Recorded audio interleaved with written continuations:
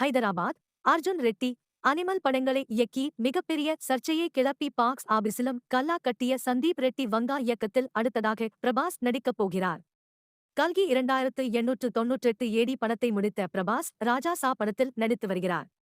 அந்த படத்தின் படப்பிடிப்பு விரைவில் நிறைவடைய உள்ள நிலையில் அடுத்த ஆண்டு ஏப்ரல் மாதம் படம் வெளியாகும் என்கிற அதிரடி அறிவிப்பு பைரவா விஜய் பைக்கில் இருந்து கொக்கே எடுத்துக் கொண்டு வருவது போல பிரபாஸ் இருக்கும் வீடியோ ஒன்றை படக்குழு நேற்று வெளியிட்டது. மாருதி இயக்கத்தில் உருவாகும் பிரபாஸின் ராஜா சாப் திரைப்படம் பிரபாஸை மீண்டும் கலர்ஃபுல் ஹீரோவாக காட்டப் போகிறது.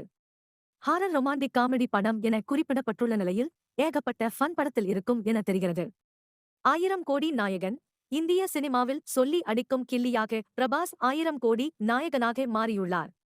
ராஜமழலி இல்லைன்னா பிரபாஸ் எல்லாம் வேஸ்டுப்பா என்று ட்ரோல் பண்ணவர்களுக்கு சலார் 700 கோடி, கல்கி 2898 ஏடி 1100 கோடி என அடுத்தடுத்து 2 தரமான சம்பவங்களை செய்து கெத்துக் காட்டியுள்ளார் பிரபாஸ்.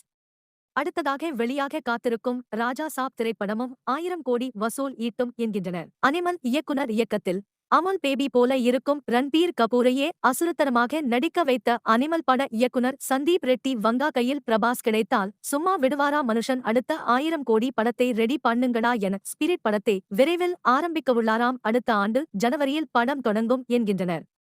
கபூல் பிரபாஸ் ஒரு பிரபாஸ் நடித்தாலே 1100 கோடி அசால்ட்டாக வருகிறது. பாகுபலி போல டபுள் ரோலில் பிரபாஸ் நடித்தால் 2000 கோடி கன்ஃபார்ம் என்கின்றனர். ஸ்பிரிட் படம் 300 கோடி பட்ஜெட்டில் உருவாகப் போவதாகவும் அடுத்த ஆண்டு கிறிஸ்துமஸ்க்கு படம் வெளியாகும் என்றும் கூறுகின்றனர். போலீஸ் கதாபாத்திரத்தில் ஹீரோவாகவும் அவருக்கு வில்லன் ரோலிலும் பிரபாஸே நடிக்கப் போவதாகவும் தகவல்கள் கசிந்துள்ளன.